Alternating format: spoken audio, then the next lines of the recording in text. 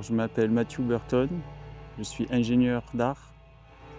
Je viens d'un petit village qui s'appelle Jonquière dans la vallée des Roues. Et ça fait maintenant 15 ans que je pratique le land art sur les sentiers artistiques de France. J'ai fait la proposition de loup pour le Sancy, pour suivre la légende du loup de Courlande, pour montrer que même un enfant avec de l'intelligence peut gérer des choses comme un loup par exemple.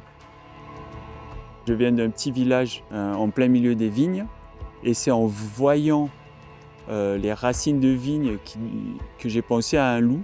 Et en fin de compte, j'ai tout de suite vu un loup à poil dru. J'ai voulu faire un loup géant pour jouer avec les échelles.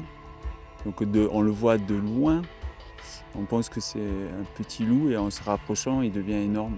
Donc c'était jouer un peu avec l'immensité du site et l'horizon ouvert de ce lieu.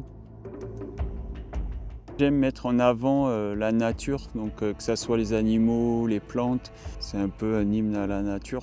Mais moi je fais de l'art en fait, compte pour émerveiller. Donc chacun y trouve son sens, chacun y voit ce qu'il a envie.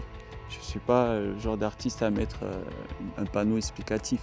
Soit ça te parle, soit ça ne te parle pas, et chacun y trouve son sens en vérité. Ce qui me plaît à Horizon Sancy, c'est la vue, c'est les grands espaces, c'est la nature, le vent, la pluie, être face aux éléments, faire une œuvre face aux éléments. En fin de compte, ce que j'espère en faisant des œuvres monumentales en pleine nature, c'est pouvoir inspirer les enfants à pouvoir faire des cabanes, des constructions avec les matériaux qu'ils trouvent dans la nature.